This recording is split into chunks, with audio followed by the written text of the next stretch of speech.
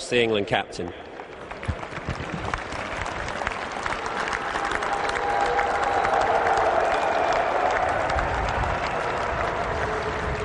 Andrew, no doubt you came here with high hopes, disappointed no doubt, but surprised as well? Well, I think I'm a little bit surprised that we didn't get bigger scores on the board. That is for sure. Over the 3 test matches, there was I suppose a consistent failure on our part, but you've got to give a huge amount of credit to Pakistan, the way they played through all 3 test matches, primarily with the ball but also with the bat. When they got their noses ahead in the game, they didn't allow us back in, so huge credit to them. Obviously there's some important lessons that we have to learn from this. I'm a great believer you don't become a great side overnight and you don't become a bad side overnight either, so still got a lot of confidence in our side going forward, but clearly there are some lessons we need to learn. You mentioned lessons. What lessons specifically? Well, I mean, the obvious one is to get bigger scores on the board in this part of the world, and obviously to play the spin bowlers a little bit better.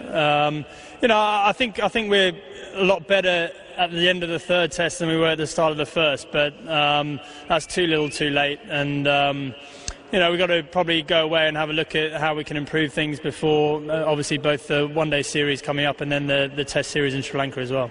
Obviously the batting will be the focus of any post-mortem. How do you explain the performances from a number of players who clearly have outstanding career records and are good players? Yeah, well, that's exactly right. I mean, Test cricket's difficult by its very nature, and especially if you allow opposition bowlers to get on top of you. So it becomes increasingly more difficult. So, I think there's some regrets about how we played in the first Test match, where the tone for the series is set. But as I said, every time you come across these sort of things in your career, you find a way of overcoming them, and that's what we've got to do now. So I've got great faith in our players. I think we've got some outstanding cricketers. They've shown that time and time again. But this is, in a way, a kind of an eye-opener for us that things don't get easier, they get harder, and we're going to have to work even harder coming up, both before the one-days and the Sri Lanka series as well. 3-0, a whitewash, but in every game, do you regret the fact that you had opportunities? You were in various positions in a number of the games that could have been perceived as winning positions, and you threw them away.